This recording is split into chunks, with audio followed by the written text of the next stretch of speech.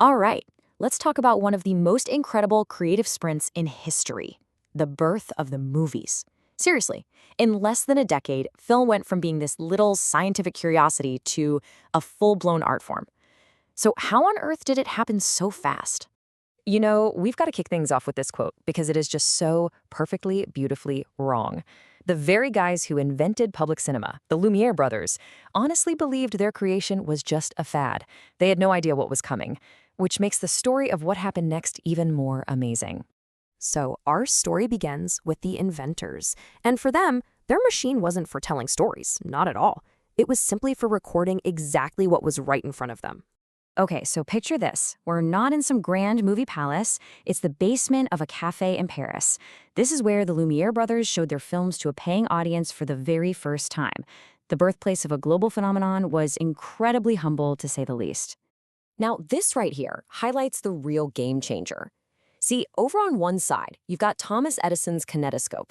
It was a private, one-person peep show. But the Lumiere's genius on the other side was projection. They made it a shared experience, a social one.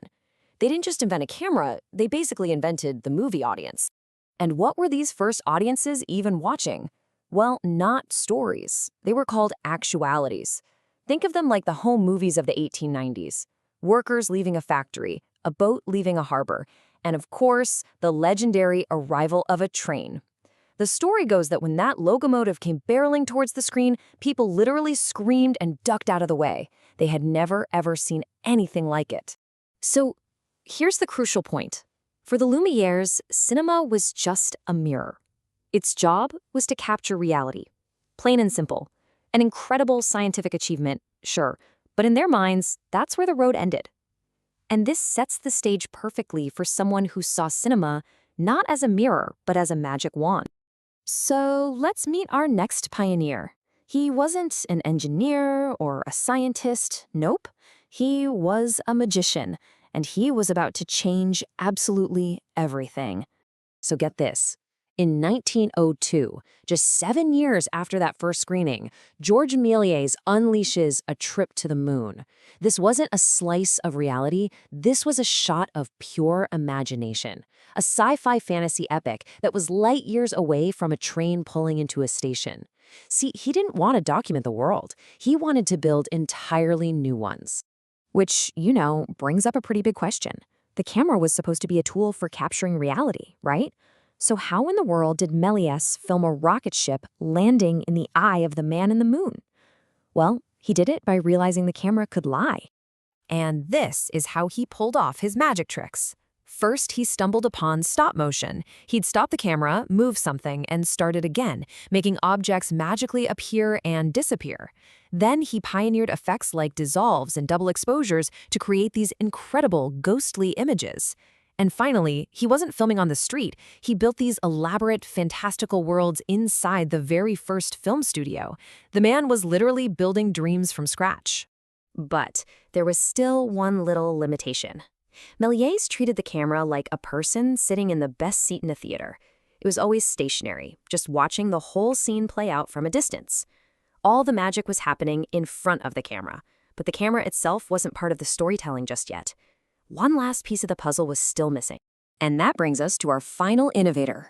He was an American director who took the incredible scenes that Méliès was creating and figured out how to piece them together to tell a powerful, emotional story. He invented the very grammar of film. Just 1 year after A Trip to the Moon, Edwin S. Porter released The Great Train Robbery. At around 12 minutes long, it was a total epic for its time. And it didn't just show an event, it told a complex story using techniques that are now the absolute bedrock of movie making. Let's break down his big breakthroughs. First, he used cross-cutting, jumping back and forth between the robbers and the posse chasing them, and the effect on the audience? Pure, nail-biting tension.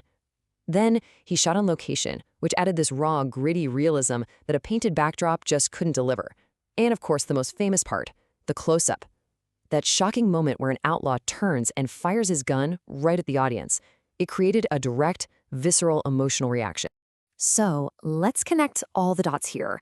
In just 8 short years, 3 very different pioneers laid the entire foundation for the movies we're still watching today. It's kind of mind-blowing. This timeline just sums it all up so perfectly. In 1895, the Lumieres give us reality. By 1902, Méliès gives us fantasy. And just 1 year later, in 1903, Porter gives us narrative.